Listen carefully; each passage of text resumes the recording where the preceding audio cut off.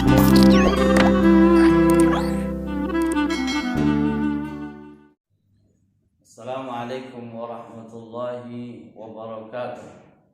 Waalaikumsalam.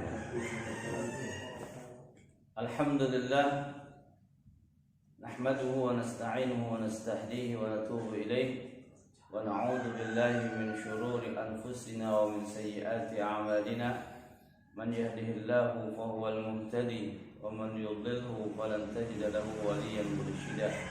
Asyhadu an la ilaha illallah wahdahu la syarika lah wa asyhadu anna sayyidana wa nabiyyana Muhammadan abduhu wa rasuluh. Allahumma shalli wa sallim wa barik ala sayyidina wa habibina wa qurrati a'yunina Muhammadin sallallahu alaihi wasallam wa ala alihi wa ashabihi wa ansarihi wa junudihi wa man ihtada bi hadihi ila yaumiddin, amma ba'd. Saudara kaum muslimin yang dirahmati Allah Subhanahu wa taala di mana saja berada, kali ini kita akan mencoba menjabarkan dan menjelaskan tentang sebuah keyakinan yang kita sama-sama yakini, yaitu akidah Ahlussunnah wal Jamaah. Semua Ahlussunnah wal Jamaah di pelosok dunia meyakini ada rukun iman. Yang rukun iman itu hanya 6, karena merujuk kepada hadis Rasulullah SAW ketika ditanya oleh Jibril alaihissalam di hadis Sahih Bukhari, dikatakan fa akhbirni anil iman. Jawaban Rasul SAW itu adalah rukun iman yang 6. Al-imanu an tu'mina billahi wa malaikatihi wa kutubihi wa rusulihi wal yaumil akhir wa tu'mina bil qadari khairi wa syarrihi min Allah subhanahu wa ta'ala. Ini kesepakatan dan semua yang diyakini di seluruh dunia Ahlussunnah wal Jamaah yang merujuk ke hadis ini menyatakan rukun iman ada 6. Maka ketika ada yang mengatakan rukun iman itu bukan itu, berarti keluar dari kategori Ahlussunnah wal Jamaah, karena tidak mengambil dari sebuah hadis yang disepakati oleh para ahli hadis kesahihannya. Seperti misalkan kaum Syiah itu meyakini rukun imannya ada 5, dan yang 5 itu tidak beririsan, berbeda sama sekali. Mereka meyakini tentang keimanan itu, pertama rukun iman at-tauhid. Mana tauhid, keesaan Allah benar, tapi menetapkan sebagai rukun iman itu tidak disebutkan dari mana diambilnya. Yang kedua an-nubuwah, kenabian. Kenabian itu benar juga. Mungkin kalau kita urut-urut masuknya kepada al-imanu bir rusul, mengimani kepada kerasulan. Ya. Yang ketiga bagi mereka rukun iman itu adalah al-ma'ad, kembali ke akhirat. Itu juga benar. Mungkin urutannya kepada yaumil akhir. Ya. Yang keempatnya mereka yakini rukun iman itu al-imamah, keimaman. Jadi meyakini imam itu yang tidak pernah salah, dan kalau menentang dan menyalahi keimaman berarti tidak beriman, tidak sah imannya. Yang terakhir mereka yakini rukun iman itu al-adl, keadilan Allah. Benar keadilan Allah itu, tetapi menetapkan sebagai rukun iman itu yang berbeda dari ahli sunnah wal jamaah. Dan disinilah perbedaan yang tidak bisa dikompromikan antara ahli sunnah atau sunni dengan kaum Syiah. Ya, bagaimanapun akan mendekat-dekatkan, tapi prinsipnya berbeda, maka itu tidak bisa nyambung. Apalagi mungkin yang keyakinannya hanya dari hayalan, dari pikiran dan lain sebagainya. Nah, prinsip Ahlussunnah wal Jamaah yaitu prinsip mengambil firman-firman Allah, wahyu, dan juga sabda-sabda Rasul SAW sebagai sumber utama, ya, yang itu Al-Quran disepakati sempurna, yaitu dari Al-Fatihah sampai An-Nas 114 surat. Kaum Syiah kalaupun berhadapan dengan kita tidak mengatakan bahwa Al-Quran ini tidak dipakai, mereka dipakai itu Al-Quran, tetapi keyakinan mereka yang diambil dari sumber referensi mereka itu bahwa Al-Quran yang ada masih kurang. Sementara sebagian yang besar, bahkan 32/3 itu masih ada di imam kata mereka. Nah, sehingga sudah tidak bisa kompromi lagi. Jadi mereka kalau mengatakan Al-Quran ini adalah sudah sempurna, itu taqiyah namanya. Tetapi yang sebenarnya mereka meyakini bahwa ada sebagian Al-Quran yang masih tersimpan pada imam. Ya. Itu yang menjadi perbedaan yang nggak bisa dikompromikan. Kalaupun ada yang ikut-ikutan, itu hanya simpatisan atau orang-orang yang terbawa oleh pemikirannya, tetapi belum sampai mempelajari, belum terpengaruh dalam akidahnya, itu pun akan melemahkan Ahlussunnah wal Jamaah dan juga bisa jadi sangat bertentangan. Ya, tetapi dalam akidahnya Allah yang Maha tahu sejauh mana meyakini kebenaran hadis-hadis yang dalam Ahlussunnah itu ada disebut dengan mustalahul hadis.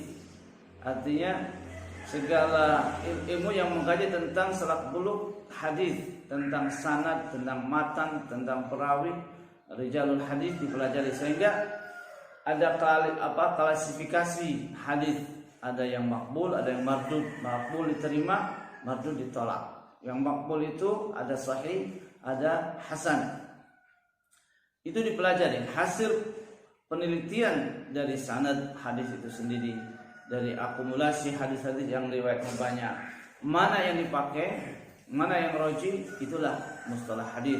Maka ulama ya ketika mengambil hadis atau menjadikan sumber hukum apalagi dalam akidah, tidak akan ada menggunakan hadis yang lemah, karena masalah akidah harus betul-betul yang dipertanggungjawabkan. Nah, di sini bedanya dengan Syiah. Kalau Syiah itu kalau kita buka kitab mereka, di Syiah itu ada kitab hadisnya bernama Al-Kafi. Ya, Al-Kafi ditulis oleh Al-Kulaini, bahkan disyarahkan oleh Khumaini itu Usulul Kafi. Kalau dibaca hadis itu anfulannya ada, tapi kemudian mentok sampai anil imam. Yang sampai kepada Rasul itu sangat sedikit. Di samping kalau dilihat maknanya sangat-sangat bertentangan dengan logika. Sangat-sangat tidak masuk akal. Coba, saya pernah membaca dalam kitab mereka di Al-Kafi. Kalau kita mau buka Google, tulis Al-Kafi di Al-Kulaini akan muncul di beberapa jilid ya tentang hadis mereka. Dibaca tentang mut'ah misalkan. Ya.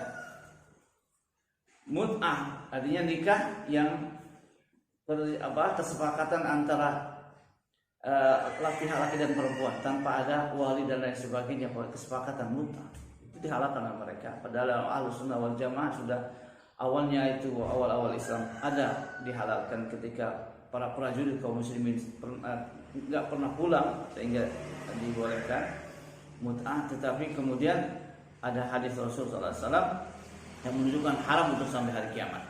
Nah, ditulis di kitab mereka itu, barang siapa yang nikah mut'ah 1 kali maka sederajat dengan Husain. Barang siapa yang nikah mut'ah 2 kali maka sederajat dengan Hasan. Barang siapa yang nikah mut'ah 3 kali maka sederajat dengan Ali. Barang siapa yang nikah mut'ah 4 kali maka sederajat dengan aku. Masuk akal atau tidak? Untuk memberikan legalitas sahnya nikah dengan hadis yang tidak masuk akal. Bagaimana 4 kali mut'ah lebih setara dengan Rasul? Kalau lebih dari itu berarti lebih dari Rasul. Tetapi itu yang akan memberikan lakunya pelajaran bagi orang-orang yang kosong keimanan, kosong kepahaman, sehingga itulah kuatnya mereka karena memang tertarik dengan ajarannya ini. Ya, itu bagi orang yang tidak paham tentang kebenaran Islam. Nah, saudara-saudara yang dirahmati Allah Subhanahu wa taala, maka belajar itu harus tuntas dan dari orang yang paham sumber ajaran Islam, Al-Qur'an dan Sunnah. Ya, artinya orang bisa menggali dari tafsir para ulama, orang yang membacakan hadis-hadis Rasul dari kitab-kitab hadis yang dipertanggungjawabkan. Nah, itulah yang harus dipelajari oleh umat Islam, kaum muslimin di mana saja. Kalau tidak, maka akan bisa jadi terjebak oleh penampilan orang yang penampilannya hebat, bahkan berbicara bahasa Arab pun lancar, ya, lebih lancar dari kiai yang mungkin yang ada. Tetapi sesungguhnya kalau dia mengambil ilmunya dari siapa dahulu, maka kita akan terkontaminasi dari keyakinan kita, bahkan ajaran Islam itu sendiri. Oleh karenanya ini yang perlu dipahami oleh umat Islam supaya berhati-hati dan supaya ada kesungguhan untuk belajar Islam. Tentunya semuanya sepakat ingin masuk surga, ingin diterima amal ibadah, ingin selamat dari neraka. Tapi semua itu kembali kepada pengamalan Islam kita, ya, lewat memahami ajaran Islam yang benar dengan akidah yang lurus yang diambil dari Alkitab atau Al-Qur'anul Karim dan Sunnah Rasul sallallahu alaihi wasallam yang benar. Kalau kita buka ada, bukan sekedar diucapkan, dikatakan ini dan itu, padahal kita nggak pernah mengecek. Nah, kalau dari orang yang memang diragukan. Nah, saudara-saudara yang dirahmati Allah Subhanahu wa taala, mudah-mudahan ini sekelumit tentang bagaimana meluruskan akidah kita atau mengoreksi akidah kita dengan belajar itu agar kita betul-betul menjadi seorang muslim, kaum muslimin, bukan muslim kaum muslimin, ya. Dan ini yang harus kita pahami bersama. Hadanallahu wa iyyakum ajma'in. Wassalamualaikum warahmatullahi wabarakatuh. Waalaikumsalam.